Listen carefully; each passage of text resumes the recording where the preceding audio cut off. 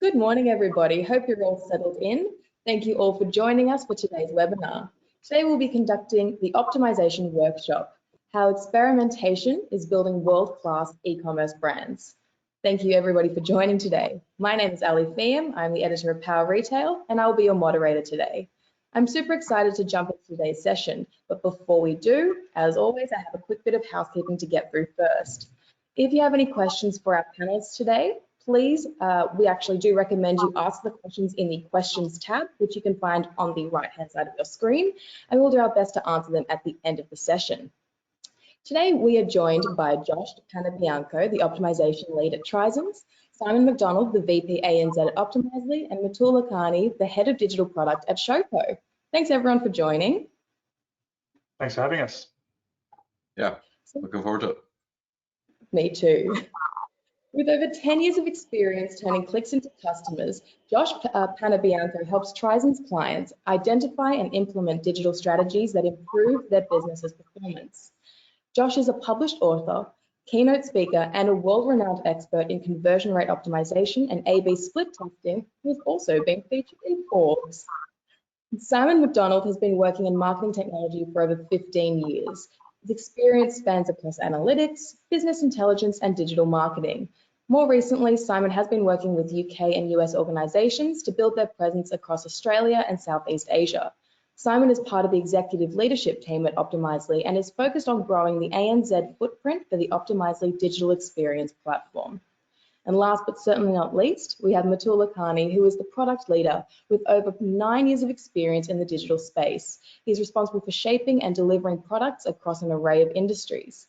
Now a part of the Showco executive team, Matul looks after the digital product function, developing and driving the product strategy and roadmap across all channels. It is a truth universally acknowledged that a good retailer must be in want of a perfectly optimized platform.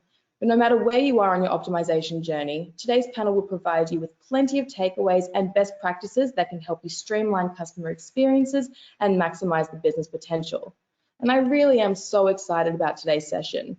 This illustrious panel of industry experts will be explaining how they approach the optimization process and will share the strategies that deliver the best outcomes for retailers and brands.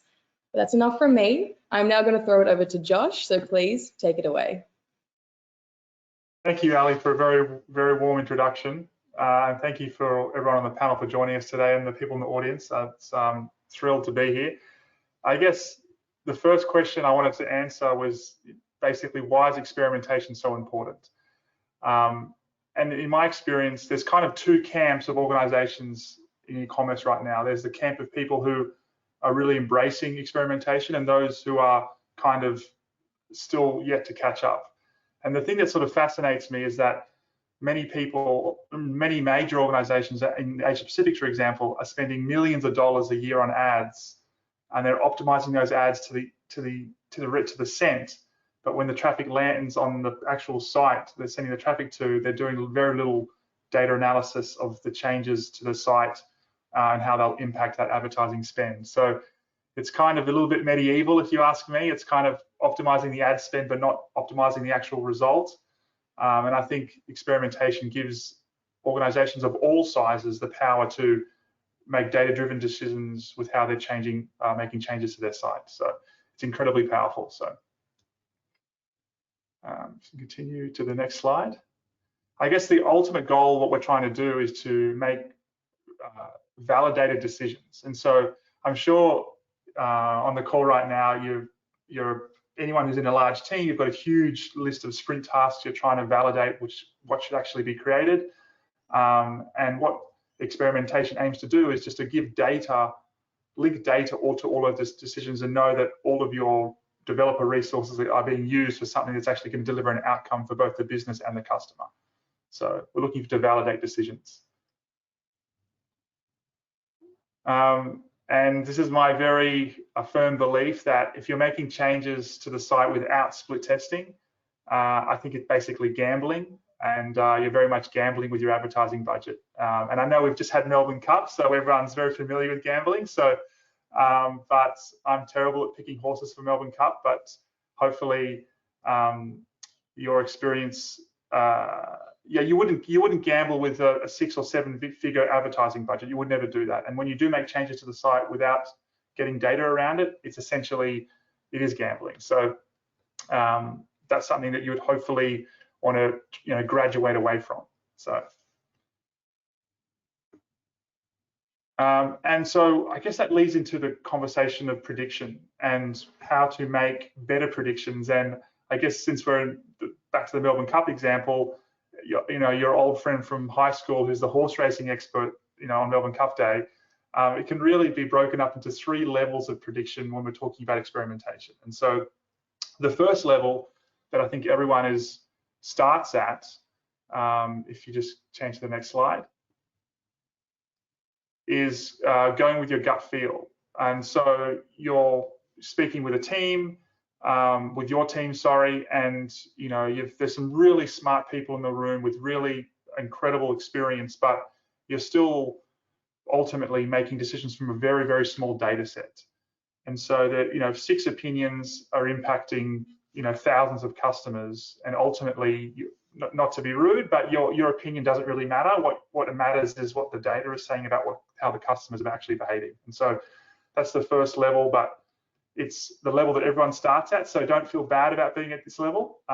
It's a transition that you graduate into. So, and the second level of prediction is basically testing the waters. So you might be split testing social landing pages or some navigation things, or you may be starting to do stuff with in your ads manager that you're sort of dipping your toe in the water, but things are still going live without having data on them. And but this is an important step where you're transitioning into that space where experimentation becomes something that you're basically subscribing to. And the third level, which is the most exciting level, is where you're testing and learning.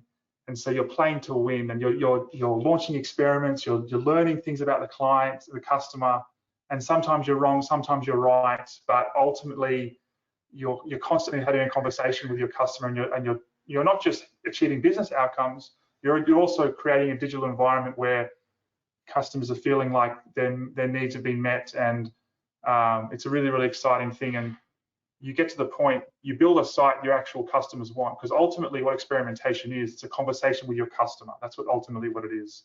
And that's what this test and learn methodology becomes. So don't be upset if you're not at this level yet, but it's something that you should definitely want to get to. And if you continue along, if you are interested in learning more about prediction, it's an incredible book. Some of you may have already read it. It's called Signal and the Noise by Nate Silver. It talks about the science of prediction. And my prediction is that you're really going to love it. So it is a great book, and I very highly recommend it. And if you can, don't get the Kindle version, because there's some charts and graphs that you want to look at that don't do so well on Kindle. So that's just another hot tip. So. But I guess the next question off the back of this is, what does an experiment, change to the next slide. What does an experimentation program actually look like when it's actually in full motion for an organization? So so it's basically 4 different segments of experimentation. So there's a research phase, a design phase, a development phase, and a learning phase. And so the research is, reliant on tracking tools, heat mapping tools, looking through GA, and just pulling out those insights that then inform hypotheses around making changes to the site. And those hypotheses then passed on to a design team that make the changes. And then hopefully, in an ideal world, the developing team and the design team are working together to build out those changes. And then the really, really exciting part happens is that we're launching tests, we're seeing what the results are, and we are learning about our customers, or we're booking wins, we're seeing conversions go up, and traffic stay the same, and we're feeling like geniuses. But that's really, really when things, that's the really, really cool and exciting part. And I cannot tell you how thrilling it is to have the same traffic, same ad spend, make a small change, and then the result be completely different. And it's addictive, and I hope everyone shares in my addiction of split testing, and it becomes something that once you deploy it and get momentum on it, it's something that you can't not do moving forward. And so that's a very, very high level of an experimentation program. Obviously, I could talk for hours about this stuff, but I don't think that's really the goal of today. So I actually wanted to transition to more of a Q&A so the audience could learn more about experimentation, also from the other people in the panel as well. So awesome.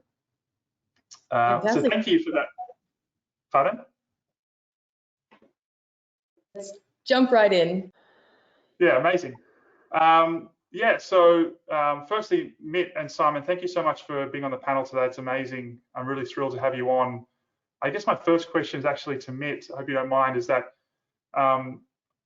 I've done some reading into your background. I see you've got over 15 experience in digital and e-commerce. Can you just walk us through how you made your way to Showpo and what's been your career path up to this point? Yeah, no, absolutely. I started my career back in the UK, as you can probably tell with my accent, with Marks and Spencer. So I joined their grad scheme, and it does sound like a long, long time ago, 15 years, but I remember it like yesterday.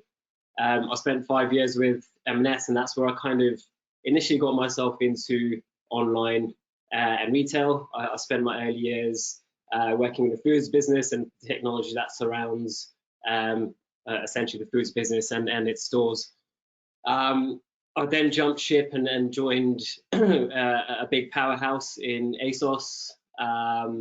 Spent a good 3.5–4 years there. Absolutely loved it. It wasn't a job I wanted to leave, but I decided to again jump ship, jump country, and move to Australia. And so a lot of those experiences in online retail, I was like, I want to do something different. And so I joined William Hill, an online wagering business. Spent a good couple of years there, really honing in on my product skills. But then after that, I kind of ended up at Showpo. An opportunity became available to kind of set up and lead their product function. And given my experience with Marks and Spencer's, ASOS, and my product experience, I thought this is a really great opportunity to take a business that has done so well up until now to elevate them and take them further. And so that's why I joined Showpo and where I've been for the last 2.5 years. It's amazing. That's quite a ride. Actually, I'm also a massive fan of Marks and Spencer's, by the way, and I've probably spent too much money on ASOS as well. So the changes you've made have probably taken money out of my credit card. So well done on that one. I'm actually quite interested about the organization that you're helping to shape now. And so with your role at Showpo now, are you seeing it become more of a product organization or more of a digital marketing organization? And if that's the case, do you see that becoming the norm, or it'd be great to sort of learn a little bit more about that? Absolutely. Showpo really made its kind of name through marketing and social marketing. It grew exponentially in the early 2010, 2011, when social marketing was becoming something. I think we were one of the first in the Australian market to jump on that. And for a very long period, that's where we've seen our growth. In terms of becoming a product-led organization, I think we have changed tact in that product now has a seat at the table and a fair voice, which it probably didn't before. I wouldn't say we're completely product-led, because without the marketing and brand awareness or the actual physical product, there will be no business. And so I think we've got to a stage where there is collaboration between the different elements to bring everything we want to do to life. So in my head, we've gone from, in the last 2.5 years, not being product-led or digital product-led to now having a seat at the table and having a voice. So if you look at it from that perspective, yeah, I think we've come leaps and bounds. And I'd like to think in my head we're a product-led organization, but I know that'll be challenged across the business because it is about all the different business units coming together. Okay. I guess a follow-up from that is like, how from that shift or that evolution, what has been some changes you've seen, like I guess some specific changes you've seen that's impacted that or in the organization? I think it's really about putting the customer at the forefront of everything we do, especially from a digital experience perspective. I don't think we had the best website or the best apps 2.5, 3 years ago. They were good and they're doing the job, but I feel like over the last 2.5 years, they've obviously caught up to the competition, and in some cases started to lead in the competition against some of our bigger competitors and even smaller ones. We've always had an experimentation program, even before I joined. But what I think over the last 2.5 years, what we've done is we've built on the tech stack, we've replatformed, and experimentation now has become the center of a lot of what we do, not just with the digital experience, but also what we do with customer care or operationally as a business. And so I think that's partly been born from the changes we've made in the last 11 to 12 months to our experimentation program. That's so cool. I guess you're like me, that got started in experimentation, became addicted to it. Now you're hooked. Absolutely. So I guess I'm interested in how that actually happens. And so I know you've done a ton of experimentation over the last 12 months, but I just wanted to sort of unpack how that ramped up, or what was the internal process that you guys did to create an experimentation program internally. It'd be great to see how that was actually rolled out. Sure. So like I mentioned, we had an experimentation program. It becomes somewhat stale. I don't think it was delivering the groundbreaking changes or even the learnings into what should actually be an exciting part of the business. And I think a large part of the problem there was that the program was partially outsourced. And so we'd gone through the replatforming, a couple of big changes internally, and this kind of then came to the forefront of, right, this is the next thing that I want to actually solve. And so last December, last year, I decided, actually, we need to go through a piece of discovery. We've been with the same platform for quite a while. We should probably have a look at what else there is in the market to elevate where we've already kind of some of the foundations that we'd already built. And so we went through various platforms, various agencies, with the goal to bring our experimentation program in-house and upskill my team and educate the wider business of its value. So we went through that process. I started that in October, and it was almost a 3-month process to kind of decide a platform, which was Optimizely, and an agency who we wanted to work with to help bring that program in-house, kind of learn the processes, the structures, the governance we need to make that program successful. And so you fast forward 11 months, we've actually got an experimentation strategy. We're not just scattergun running random tests. We have a strategy and we have a roadmap of tests that we know are going to help solve known customer pain points and allow customers kind of seamlessly through that conversion funnel. Now, one of the things or kind of barriers that I had a budget. As many of you guys do, I had a budget, and we got the platform, we got an agency. However, we kind of became a little bit reliant on the agency, and so for everything we were doing, from writing test strategies to reporting on tests, we kind of became dependent on them. And then when that budget eventually ran out, they were no longer there, and so we had a bit of a blip in the program. But we came out of that. And it's important you have a solid foundation, because if that foundation isn't there and the buy-in isn't there from the business, that program could have just fell flat. But I was super keen we didn't do that. There's an investment we made in the platform, an investment we made in upskilling the teams internally. I wanted to make sure we got the most out of that investment. And so we had a small blip, but we then rose again, and I feel like we're in a better place than we've ever been in terms of experimentation. The other thing I'd probably add is, unless you do this, it will still fail. So we have 5 main streams essentially in the business under digital product, and one of those is experimentation. And so every week there has to be 1 or 2 test strategies written. Every week there has to be a test that has been developed, and every week there has to be a test that goes live.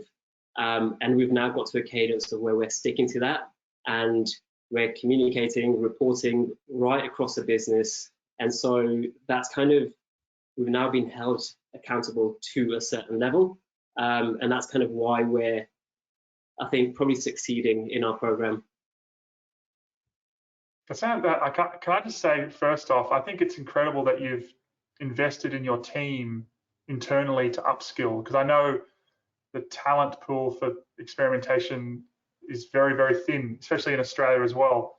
And I guess, what was the, courses or tools or programs I'm just interested personally about how you upskilled your team, and because experimentation is kind of a hard thing to learn. So what was that process? What did that look like? Yeah, I think it's an interesting point you make. And I think it's probably why experimentation agencies are in such high demand in Australia. I think the Australian market is definitely behind. When I say we look at the UK market, where this was happening maybe 5 to 10 years ago and at scale. So there is a lot of catch up, and obviously the demand is higher than the supply for that skill. So luckily enough, myself and Haley, who together we run the experimentation program at Showpo, we both worked together at ASOS. Experimentation was the foundation of everything they did there. And so we had a good foundation of what it takes to run a successful experimentation program, but we hadn't run those programs ourselves end to end. And so for me, it was really about building on those foundations that we'd already learnt and working with an agency in Australia to kind of just clean up some of those processes that surround an experimentation program. We weren't going to go out and hire a CRO manager, a CRO specialist. Like I said, supply is a lot short than demand, and so you're going to be paying like ridiculous amounts of money to bring those people in-house. And so I thought it's best to upskill the people we have internally rather than go to market. And that way you're kind of building on the innovation culture within rather than bringing external resources to help you do that. Mitchell, just sorry, Josh, just to jump in, like one of the challenges that we see is around, resourcing, skill sets, experience, etc. Do you feel that within the marketing team there's a certain individual, a certain skill set that leans well towards experimentation that can help people start thinking about how they build out their existing team to potentially have an experimentation practice? From what I've seen, experimentation, when I joined the business, sat under marketing, and it eventually made its way into my team because a lot of the experimentation and the programs of work that my team deliver really kind of intersect. And so to be tied by the hip I thought was really important in order to achieve some of our goals and key metrics that we want to improve. We had the same goal, so it made sense to kind of work together. So yes, experimentation sits. I've seen it sit in product teams. I've seen it sit in marketing teams. Essentially, it's going to work depending on how your business is set up and how that collaboration works between the teams. I think it was probably the right decision to bring it into my team. But yeah, I think it really depends on how different businesses are set up, and maybe if I was in another business, it still sits with marketing, but it really depends on the processes and structures that govern that program. Yeah, makes sense. I guess the experience from my end of being in teams and leading experimentation programs, you almost sit on the fence of develop the dev team and the marketing team, because you're like the liaison for both kind of thing. That's been my experience. And so I guess on that note, I'm sure you've got some really cool experiment results that you've seen in the last 12 months. It'd be amazing if you could, I guess, share some of the interesting tests you've run some unexpected results you've achieved? Because I'm sure the audience would love to learn about some of the cool stuff. If you're comfortable sharing with that, you don't have to give any trade secrets, but it'd be awesome to learn about what you've been testing and what the results have been. Absolutely. Without giving too much away, I'll talk about a couple of things that I've learned from a couple of tests that we're running. So an interesting one that we ran not too long ago was removing the edit basket button within our checkout flow. So you'd expect that more users would get through the funnel without this distraction. But interestingly enough, the test actually failed. So we're finding that customers want that kind of reassurance that they can go back and edit. And so that was an interesting find for us. What we're working on at the moment, I think, is a really interesting area, probably an area that most businesses suffer, and that's a performance of mobile web over desktop and app experiences. I think it's commonly known that conversion rates are much lower on mobile web, and so that's a key focus area for us. One of the things we're looking at is how do we take some of those experiences that we know that work really, really well on our app, because we know people convert better, average order values better. We know some of those e-com metrics are super, super higher on app than mobile web. So it's right, how do you take some of those experiences and apply them where possible to the mobile web experiences? And it's asking the question, why should those experiences actually be so different? And so there's some of the experiments we're running. So it's like an example, taking the app navigation and applying that to mobile web, or the checkout experience, or the PDP experience, is looking at different elements and kind of converging that experience to be one, and seeing if that makes a difference. So that's another thing we're looking at. Don't quite have the results to that just yet, so maybe a future panel I can talk to you about some of those. One of the biggest takeouts from bringing the program of work in-house is really that no test is a fail. Yeah, it might fail and doesn't prove the hypothesis, but every test is actually a learning, kind of what you were alluding to earlier on, where previously we may have run a test that failed. We just killed it. We didn't take the learnings and take them forward to future tests. Even if you prove something, how are you then optimizing those learnings with further experimentation? It's not just a case of you run a test, it fails or it succeeds and you productionize it. It's taking those learnings to kind of form the basis of future experimentation. And a really good example that we've got live at the moment. So we're testing the color of the add to bag button. Super simple test. And we're testing 4 variants at the moment. And once we've got a winning variant, I'm not going to go and implement that winning color. I'll then take this forward to a further test where we'll test the control, which is our black, against the winning color variation across the basket and checkout pages, because you're not going to have different colored buttons functioning right across the website. And so that's a test for another test. That's something we never used to do before, and like the kind of the phasing we've gone through the last 12 months, there's some of the things that you probably wouldn't have picked up on. And so that's where I think the value of working with the experts for a period of time is super valuable. Amazing. Sorry, mate, jump in. So what's super interesting is you refer at the start, we saw this test failed. And what we're seeing across a lot of organizations is every test's got to be a winner. Rather than this test and learn culture, and that every test is a winner. That culture is driven from kind of like senior leadership down, that if we're going to invest in something, it has to have a clear ROI on revenue driving. Do you think that, from what you've described, do you think that Shopo's program is bigger than just revenue growth? It's cost management, risk mitigation. Like, how are the senior powers that be viewing the program? Absolutely. When we report on tests, what I've made sure is at the end of every test result, we write basically what you just said. Every test is a win, because you've gained something from that. And what I recently did, so I've forever called it the CRO program, and I've kind of changed that internally to an experimentation program, because it's not just about that revenue and getting customers through the conversion funnel. There are loads of different elements that kind of sway away from conversion. It's about testing various other aspects of the customer experience and not just the revenue figure or getting that revenue figure. So yeah. Yeah, amazing.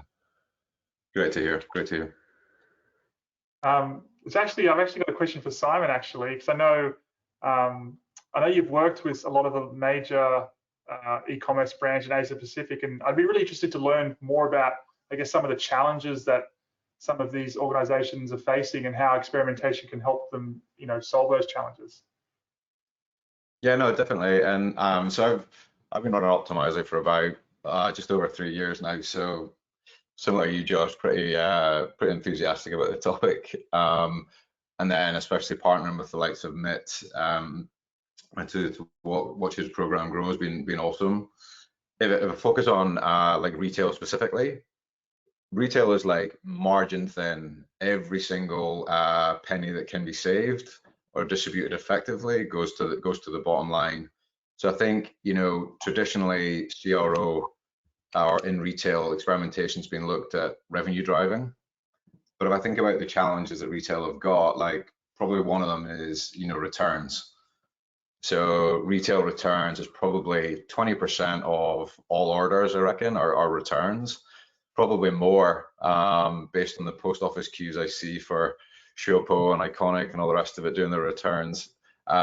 So, I want to start thinking about challenges like that, which are not digital metrics as such. They're business processes, business efficiencies, and that goes back to Mitt's comment around, risk mitigation, cost management, all that sort of good stuff. So, I think a really cool example that we did with Brooks, the running trainer, back in the UK, they were looking at the returns policy, and basically everyone was going in and ordering like an 8 and an 8.5 because they weren't quite sure which shoe was going to fit them. So obviously the average order value went up, which is great, but then they were getting a 50% return rate on shoes. So what the guys actually did is they started experimenting with, let's take that in-store experience and let's actually put that online where, you're trying on a shoe, you're asking questions, and they actually ran an experiment to put an online chat person into the actual process of when you're actually buying your shoe.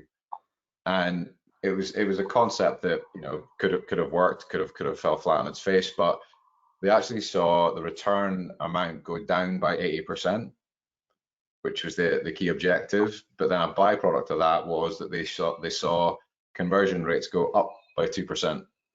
And that was an experiment they ran to actually fix a part of their business that wasn't directly related to revenue. It was directly related to managing a business. So I'm excited to see the mindset change of retailers to going, we've tested all this stuff at the front end. Why are we not testing everything at the back end? Why are we not testing the pricing algorithms based on what you're purchasing? Why are we not testing distribution partners? Why are we not testing third parties we're integrating to make our business more effective? These are all big opportunities I see to help profit margins for the overall business. It must be so, just on a personal level, it must be so cool working with these big brands and then seeing them use the tools, see wins from it, and have that feedback of seeing the benefits from it. It must be so cool. Yeah, I mean, well, Mitt, you and I caught up over a year ago, and yeah, it feels like a lifetime ago actually, but it was talking to those guys about where they're at in their journey. They were just at a point where technology was starting to get considered to help them scale to the next point. And then they start talking about experimentation. And like for me, it should be a 101 business practice. And for retail, one of the silver linings from COVID is the explosion of digital. So for pure online businesses, pure play businesses like Mitz and the guys, you can't not be doing experimentation. But what I'm finding very interesting now is that digital used to be maybe 5 to 10% of online revenue for large brick and mortar stores, and it didn't really have a seat at the table. But we're now seeing large high street brands saying, right, we want digital to be 30 to 40% of our overall revenue. How do we make that happen? How do we go quickly? And experimentation is a key part of that strategy. So the last 18 months, I've seen a really big change in how I think organizations want to invest in experimentation. And then obviously everyone's looking at brands like Showpo to see how they're doing as well. So it's a good partnership for us. Amazing. I'm super conscious of time right now because I know we want to have some extra time for some questions from the audience as well. I guess the final question from Mitt is that, I guess for the audience, if I guess they're in the thought process of starting an experimentation program, do you have any top 3 tips that you would want to share with the audience about how to start a successful experimentation program? I guess learnings that you could share, that would be amazing. Absolutely. I do have 3 things. You need to sell the why and have buy-in internally. If you don't have that buy-in, it's never going to take off. Above what you guys have already heard today, there's so much material out there that can help you with this. And essentially this will give you the key and the budget to make a start. The other thing I touched on earlier on, so you need to have the knowledge and the skills to run an experimentation program. And so it's probably a good idea to work with industry experts to help bring your program to life. Whether you hire someone, and like I mentioned again earlier, demand is definitely higher than supply, or work with an agency, I think that's probably the second part. And then if you've successfully navigated the first 2 points, you are now pot committed. Give the program the time and effort it deserves, and communicate everything you do to the wider business, be it success or failure. And I think you have to afford it the time and effort, and without this, it will fail. And I mentioned again earlier on, it's now it's a work stream within my team. There's no option but to keep that experimentation program at the forefront of everyone in the business. And so that's something that's really helped me succeed in this area. So I guess those 3 would be 3 learnings, all codependent. Yeah, I think that's probably it.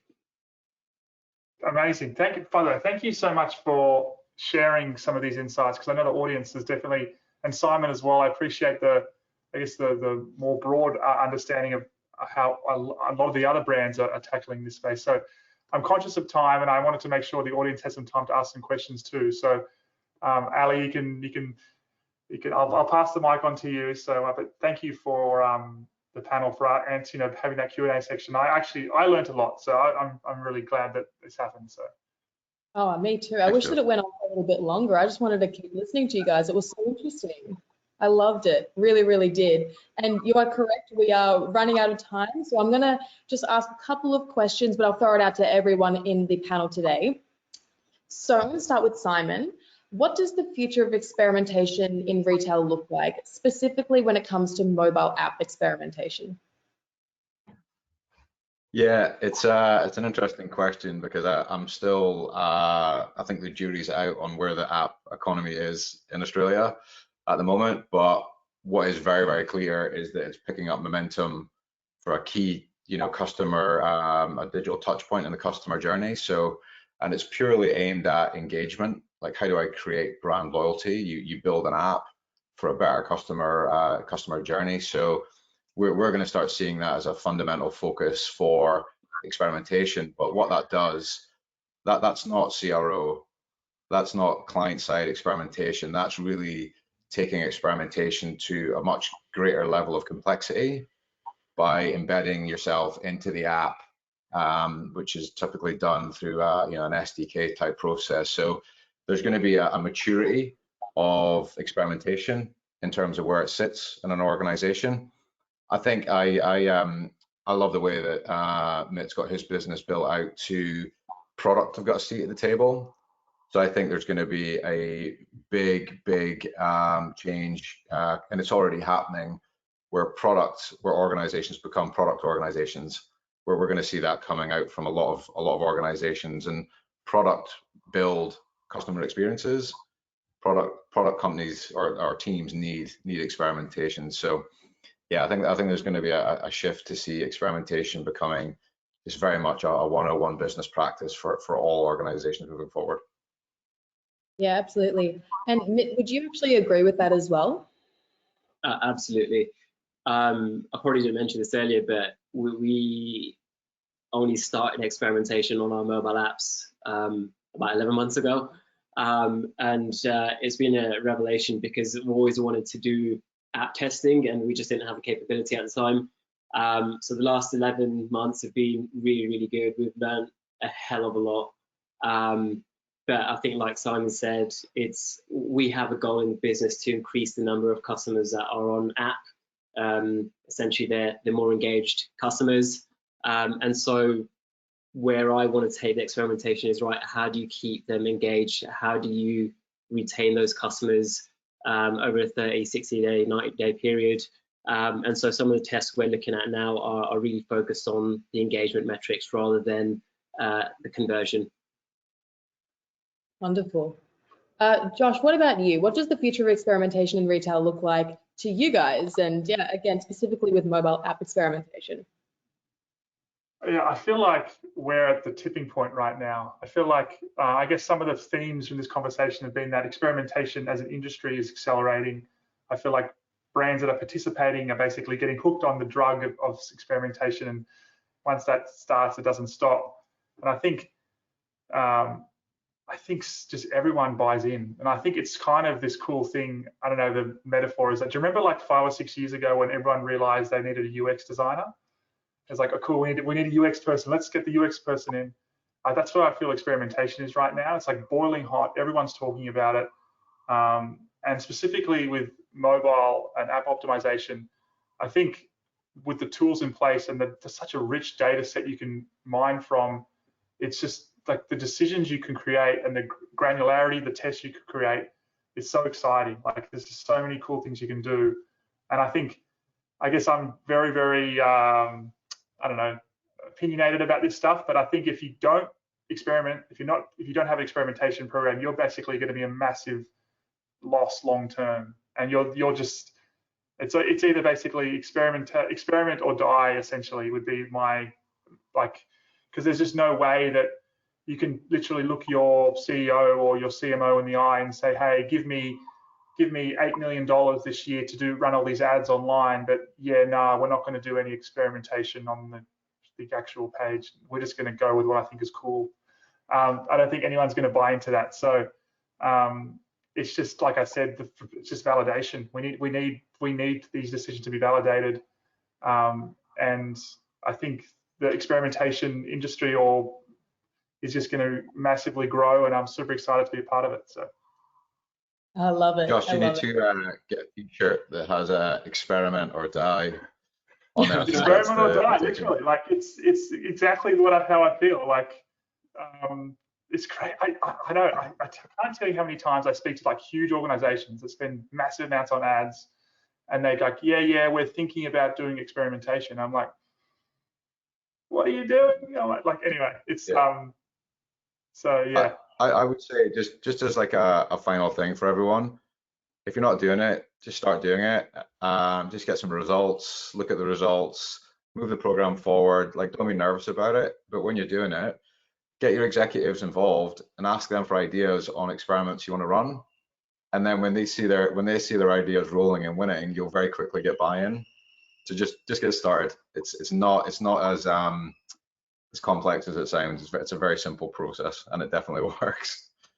Also, just to add to that, my experience is all you need, like for the C-suite to buy in, is just one win. Like if you get one win, and then all of a sudden, oh, what's happening with those test results? They're just like they constantly want that feedback, and because they obviously are metrics driven and they're revenue driven, and when you book a win, they see the merit of it, and yeah, they're bought in, and they're subscribers for life, so to speak. So yeah, it only takes one result. So, but yeah, thank you, Simon. I appreciate that.